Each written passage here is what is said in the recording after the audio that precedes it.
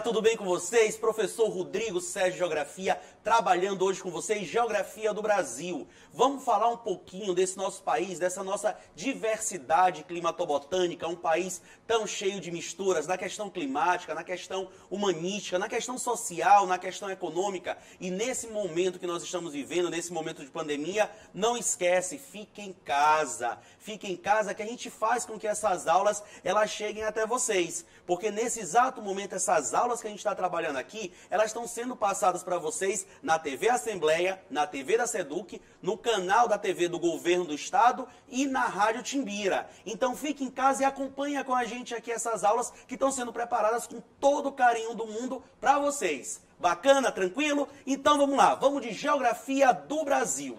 E quando a gente vai trabalhar a Geografia do Brasil, primeiro de tudo a gente tem que lembrar o quê? Como é que o nosso território nacional ele está localizado no mundo? Lembra, o Brasil fica dentro da América, dentro do continente americano. Mas em qual parte da América? Na América do Sul, na América Latina ou na América ainda subdesenvolvida. Mas a gente não vai falar, nesse momento, de questão econômica do Brasil. A gente vai falar de aspectos naturais. E para trabalhar aspectos naturais, nada melhor o quê? Do que se localizar no mapa. Lembra, o Enem adora cobrar isso nas suas avaliações. É a habilidade 26, leitura e interpretação de charges, gráficos, tabelas e mapas. Então vamos lá, vamos localizar o Brasil no mapa no mundo? Vamos aqui comigo, olha só. Quando você pega o território brasileiro, você tem que lembrar que esse Brasil ao norte, ele é cortado por quem? Pela linha do Equador. A linha do Equador corta o Brasil ao norte e faz com que a maior parte do nosso território fique em áreas de baixa latitude. Lembra o que é latitude? Latitude é a distância de um ponto em relação à linha do Equador. Então, na hora que você pegar uma questão de prova dizendo que o Brasil está em baixa latitude, quer dizer que ele está próximo da linha do Equador. Na verdade, o Brasil é cortado ao norte por essa linha do Equador. Dessa maneira, nós vamos ter a seguinte localização do Brasil. Preste atenção. O nosso território vai ter terras tanto no hemisfério norte, quanto terras no hemisfério sul. Só que a maior parte do território brasileiro fica no hemisfério sul da Terra, o chamado hemisfério das águas. Daí a grande influência da maritimidade, a grande influência do Oceano Atlântico sobre as características climáticas do Brasil. Em relação a essa linha do Equador, 93% do Brasil fica no hemisfério sul e apenas 7% do Brasil fica no hemisfério norte. E aí vai uma dica bem bacana para vocês. Em uma questão de prova, ele não chama o hemisfério norte de norte. Ele vai chamar de hemisfério boreal ou setentrional. Isso também significa parte norte da Terra. Hemisfério norte, hemisfério boreal ou hemisfério setentrional. Norte da Terra, 7% do Brasil fica nesse hemisfério. A maior parte do território brasileiro, inclusive aqui, nós que moramos aqui no Maranhão, nós ficamos no hemisfério sul. Hemisfério sul, hemisfério austral ou hemisfério meridional. Bacana? Isso em relação à linha do Equador. Em relação ao meridiano de Greenwich, a gente tem que lembrar que todo o território nacional vai ficar na sua porção oeste. Agora preste atenção aqui no detalhe. Olha essa área aqui destacada na porção sul do país. Essa área aqui destacada na porção sul do país é a área cortada pelo Trópico de Capricórnio. E isso vai trazer uma característica climática muito particular para o nosso território. Nessa porção do extremo sul do país, nós vamos encontrar as menores temperaturas do país e um ecossistema formado pela chamada mata de araucárias ou mata dos pinhais, que irão apresentar características fitogeográficas completamente diferentes do restante do território nacional. Quer ver? Olha só, faz de conta aí, no meio do ano, em junho, você vai viajar aí, Deus quiser, essa pandemia já vai ter passado, você vai poder viajar para o sul do Brasil. Pois em junho, se você viajar para o Rio Grande do Sul, não vai colocar aquela roupa mais curta, não vai colocar aquele biquíni de banho, não. Sabe por quê? Porque no sul do Brasil, no meio do ano, vai estar fazendo frio. Nós estaremos na estação do inverno. E no sul do Brasil, com as estações melhor definidas, as temperaturas estarão lá embaixo. inclusive podendo provocar a queda de neve. E no meio do ano, se você trouxer aqui, ó, para o calor escaldante do Maranhão, nós vamos estar no nosso auge do período de veraneio. A gente vai estar aí querendo ir para a praia, querendo ir para a piscina. Por quê? Porque nas áreas próximas da linha do Equador, faz sol um dia sim e o outro também, tá? É esse calor gostoso aqui do Maranhão. O que não acontece no sul do país, no meio do ano, porque no meio do ano vai ser o quê? Inverno. Isso é um aspecto importante da geografia do Brasil. O Brasil possui uma dimensão continental. O Brasil é o 5º maior país do mundo em terras descontínuas. E essa grande extensão territorial do nosso país vai trazer aspectos climáticos extremamente diversificados. Ok? A maior parte do território brasileiro fica, portanto, dentro da zona intertropical. Zona intertropical, zona tropical ou zona torrencial. Não esquece esses termos. São eles que aparecem nas questões de prova. Zona intertropical, zona torrencial e zona tropical. Entre o Trópico de Câncer, que não corta o Brasil, o Trópico de Capricórnio, que corta o sudeste e o sul do país, sendo aqui ao norte cortado pela linha do Equador. A maior parte do Brasil, então, dentro da zona o quê? Tropical. E sabe uma característica marcante da zona tropical? Estações do ano mal definidas. O que nós temos na maior parte do Brasil é um verão chuvoso e um inverno de estiagem. Mas aí a gente sabe muito bem que muitas pessoas confundem. Começa a chover, diz o quê? Caramba, começou o inverno. Parou de chover, é verão. Não, turma, não é assim que funciona. As nossas estações do ano mal definidas, nós temos na maior parte do Brasil, dentro dessa zona intertropical, um verão e um outono chuvosos. É justamente o período que nós estamos agora. Nós já saímos do verão em 21 de março e começamos o nosso outono. De 21 de março até 21 de junho, nós estamos vivendo o nosso outono, ainda dentro do nosso período chuvoso.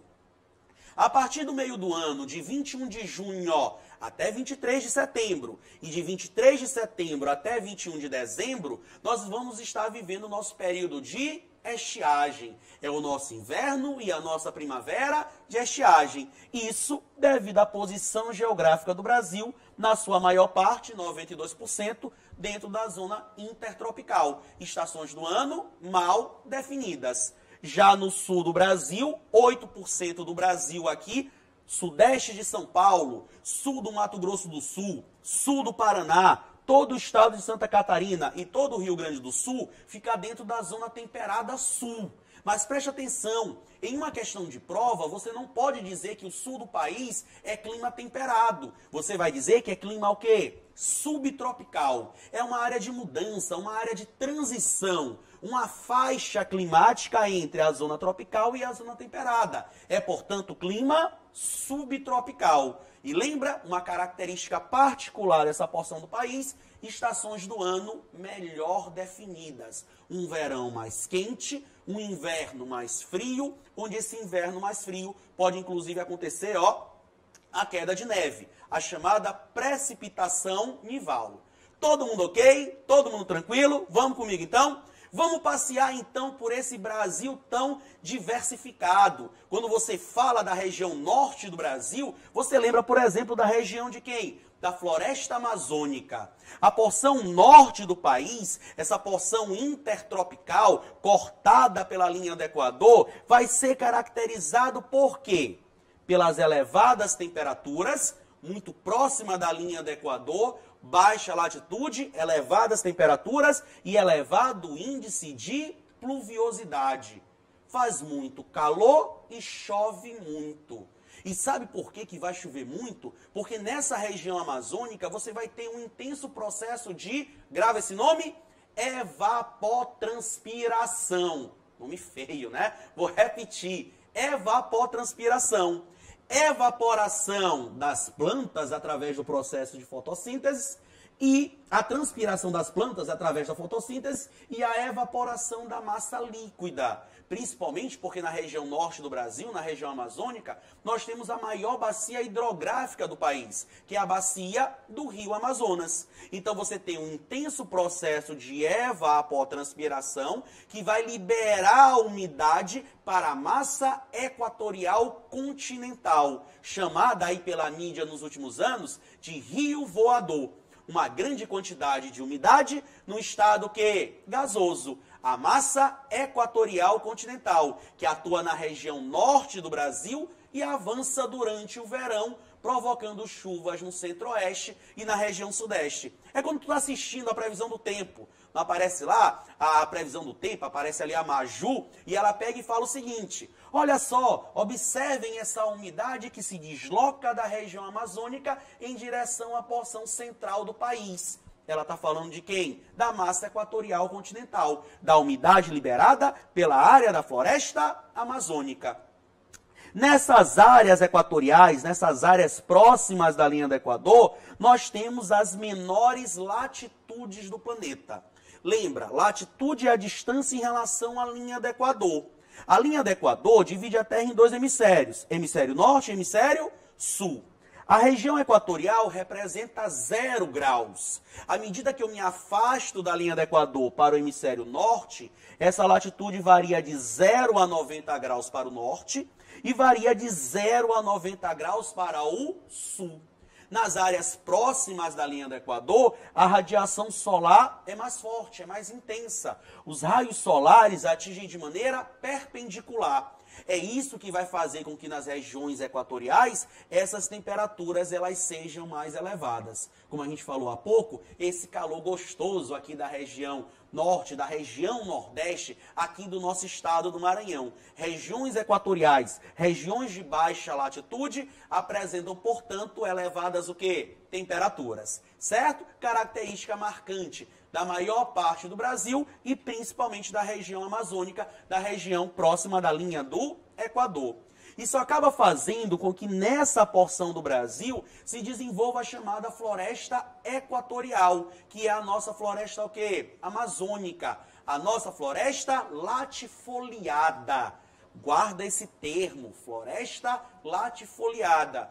Sabe o que é uma floresta latifoliada? É uma vegetação que vai apresentar folhas grandes, folhas largas. E essas folhas grandes, folhas largas, ajudam de maneira intensa no processo de liberação de umidade através da transpiração dessas plantas. Então, nessa porção norte aqui do país, você tem a Floresta Amazônica Internacional, que vai atingir não somente o Brasil, não atinge só o norte do Brasil, atinge outros países também da América do Sul. É a nossa Floresta Amazônica Internacional. E existe a nossa Floresta Amazônica Nacional, que vai atingir, além da porção norte do Brasil, também a região Nordeste. Isso daí é uma dica importante. Espera aí, Rodrigo. Floresta Amazônica no Nordeste, exatamente, sabe em qual estado? No nosso estado, no estado do Maranhão. A floresta amazônica atinge a porção oeste do estado do Maranhão. A nossa porção ocidental é uma porção amazônica. E isso, olha, uma super dica para você que está acompanhando a gente, que está em casa, mas está assistindo a gente, mas vai detonar na prova da UEMA. A porção oeste do Maranhão é área de pré-Amazônia. E nessa porção oeste do Maranhão se destaca a atividade do extrativismo vegetal, a extração de madeira. A porção oeste do estado do Maranhão, municípios como, por exemplo, Santa Helena, Maranhãozinho, Governador Nunes Freire, são áreas onde se destaca a atividade econômica madeireira. Isso devido à presença de quem? Da floresta amazônica. Então não esquece essa super dica que a gente acabou de falar aqui para vocês. Dentro do Maranhão, que é região nordeste, na sua porção ocidental, você tem floresta amazônica. Uma vegetação úmida, uma vegetação latifoliada, uma vegetação perene, característica típica do norte do país. Tá tranquilo? Tá bacana? Vamos lá? Vamos na fé? Certo? Então, vamos seguindo aqui. Olha só. O Brasil possui um imenso litoral. Nós temos mais de 7.000 quilômetros de litoral. E o litoral brasileiro é um dos mais bonitos do planeta. Inclusive, o Brasil possui algumas praias que já foram eleitas as 100 mais bonitas do planeta, com destaque muito especial para a praia de Jericoacoara, no Ceará, para a praia da Pipa, no Rio Grande do Norte, que são praias que já apareceram em rankings mundiais, né, internacionais, como algumas das praias mais bonitas do planeta.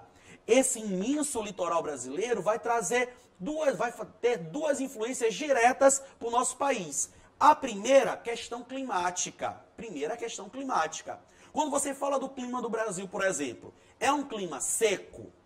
Cara, se tu falou que é um clima seco, pelo amor de Deus, onde é que tu mora? Ah, eu moro aqui em São Luís, tá um clima seco. Seco, gente. A gente está no período chuvoso, né? No período chuvoso, você não vai botar o pé fora de casa, meu Deus, esqueci o guarda-chuva, já vem um desespero. O clima no Brasil, na sua maioria, é um clima úmido. E sabe de onde nós recebemos essa umidade?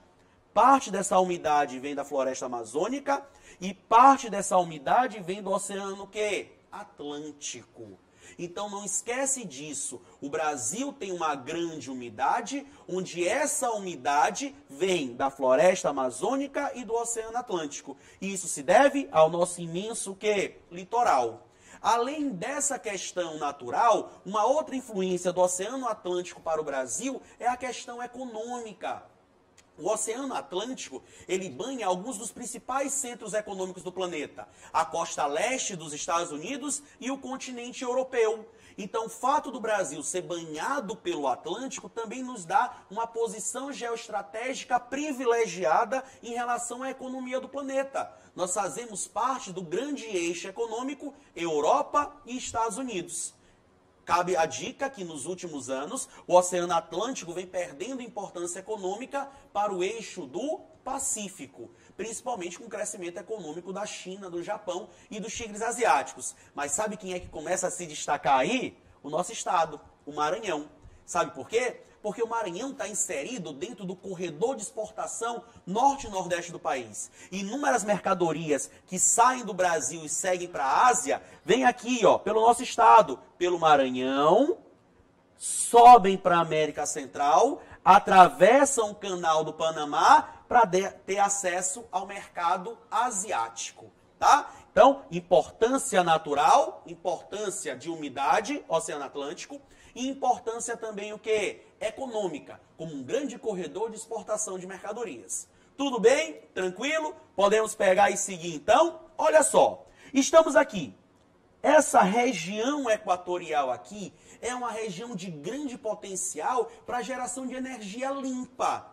Como, por exemplo, a energia o quê? Eólica. Se você lembrar, por exemplo, vamos para cá, ó, na região Nordeste, nos últimos anos, você tem tido um destaque muito grande para o potencial de geração de energia eólica, se estendendo do Maranhão até a área da Bahia. Aqui no Maranhão, por exemplo, você tem recente o Parque Eólico de Paulino Neves. Você tem parques eólicos no Piauí, parques eólicos no Ceará, no Rio Grande do Norte. Isso por quê? Porque nós estamos próximos da linha do Equador, que é uma área de circulação atmosférica constante. E essa circulação atmosférica constante ocorre na região equatorial devido à chegada dos ventos alísios, que são os ventos que sopram dos trópicos, Trópico de Capricórnio e Trópico de Câncer, em direção à linha do Equador, ventos alísios, e os ventos que sopram da linha do Equador de volta para os trópicos, que são os ventos contra-alísios. Então, essa circulação atmosférica constante na região equatorial acaba beneficiando a região nordeste do Brasil como uma grande área de potencial que eólico. Né? Você tem essa circulação constante. Tanto que quando você está, né, passeando pelo litoral do Nordeste, passeando, por exemplo, pelo Parque Nacional dos Lençóis Maranhenses, você já deve ter percebido aquelas rajadas de vento constante transportando aquela areia. Ventos alísios e ventos contralísios. Tudo bem? Tudo tranquilo? E não esquece, o Brasil ele é um país de dimensões continentais. Se você pegar, por exemplo, a Europa e colocar essa Europa dentro do território brasileiro, a Europa cabe dentro do Brasil. O Brasil possui dimensões continentais, estados que são maiores do que vários países da Europa. Isso porque o Brasil tem mais de 8 milhões de quilômetros quadrados e somos o quinto maior em terras descontínuas. Peraí, Rodrigo, o que é essa terra descontínua? Vamos lá. Olha os maiores países do mundo. Quem são eles? Rússia, Canadá, China, Estados Unidos e Brasil. Só que os Estados Unidos só é maior do que o Brasil porque os Estados Unidos vai levar em consideração suas terras descontínuas, como, por exemplo, o Alasca e o arquipélago do Havaí. Se os Estados Unidos não levar em consideração essas terras descontínuas, o Brasil é o quarto em extensão territorial. País, então, de dimensões continentais. E essas dimensões continentais no Brasil são praticamente as mesmas, tanto no sentido norte-sul, quanto no sentido leste-oeste. E aí vem um outro termo. O Brasil é um país equidistante. Praticamente as mesmas distâncias do ponto extremo norte ao ponto extremo sul e do ponto extremo leste ao ponto extremo oeste. E sabe qual é a consequência disso para o nosso país? A grande extensão territorial no sentido norte-sul vai nos dar uma grande diversidade climatobotânica. Você passeia pelas regiões do Brasil e você encontra aspectos completamente diferentes. Do norte amazônico, quente e úmido, ao sul subtropical, frio, com a presença da mata de araucárias. E a grande extensão territorial do Brasil, no sentido longitudinal, leste-oeste, vai fazer com que dentro do território brasileiro a gente possua 4 fusos diferentes. O Brasil fica no hemisfério oeste. Isso vai dar ao Brasil um sistema de fuso horário atrasado em relação ao Greenwich. E como o Brasil é muito extenso no sentido leste-oeste, nós vamos possuir 4 fusos diferentes. O fuso de 30 graus, que é o fuso horário oceânico, o fuso de 45, que é o nosso fuso oficial, é o fuso oficial do Brasil e do Maranhão, atrasado 3 horas em relação ao Greenwich, o fuso de 60 graus e o fuso horário de 75. Então, a grande extensão territorial do Brasil no sentido leste-oeste nos dá esses 4 fusos, todos eles atrasados. Quando a gente chega no nordeste do Brasil, mais precisamente no sertão nordestino, nós vamos nos deparar com o clima mais seco do país, que é o clima o quê? Semiárido, e a vegetação da caatinga. Fica uma dica, uma vegetação xerófila. Quer dizer, uma vegetação que se adapta a um ambiente seco, que ao invés de folhas desenvolve o quê? Espinhos, justamente para poder se adaptar a essa ausência de chuva, a essa deficiência hídrica.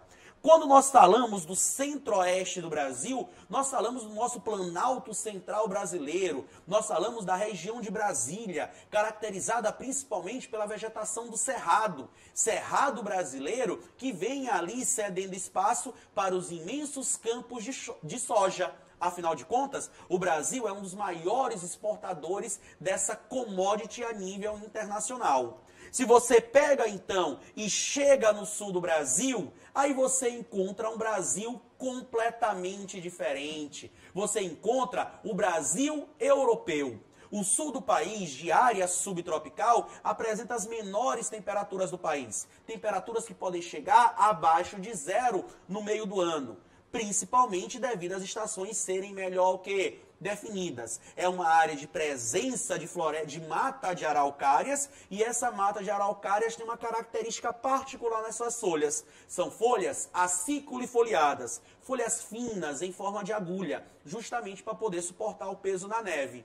Essas características climáticas, essas características ambientais no sul do Brasil, acabaram atraindo, no final do século XIX, quando você tem o fim da escravidão no Brasil, você começa a ter uma substituição da mão de obra afrodescendente pela mão de obra europeia não lusitana. Não é isso não, mestre Elvis? Não é isso aí? Meu parceiro aqui de história, tá? Então, nessa substituição de mão de obra, esse imigrante europeu não lusitano, principalmente o alemão, principalmente o italiano, vem para o Brasil, para a porção sudeste e sul do país, substituir a mão de obra afrodescendente nas lavouras de café, e a maior parte dessas pessoas acaba se concentrando no sul do país, principalmente devido a essa característica climática semelhante ao clima da Europa. Isso dá ao sul do país o apelido carinhoso de Brasil europeu, pelas características climáticas, pelas características socioculturais e por aspectos econômicos, já que no sul do país você tem um dos maiores IDHs do nosso país. Todo mundo ok? Tranquilo? Espero que vocês tenham gostado, espero que vocês tenham acompanhado esse passeio que a gente fez aqui por essa diversidade do Brasil. Esse país de dimensões continentais e com um grande aspecto social, cultural e econômico. Não deixe de ficar ligados nas aulas que a gente está aqui preparando com todo carinho para vocês e a gente se vê em uma próxima oportunidade, tá? Não esquece, fique em casa, a gente está preparando essas aulas para você assistir pela TV Assembleia, pela TV Seduc, pela TV, peraí, eu tô vendo aqui, do Governo do Maranhão e pela Rádio Timbira, tá bom? Precisando, a gente está à disposição. Beijo grande, beijo do gordo, tchau!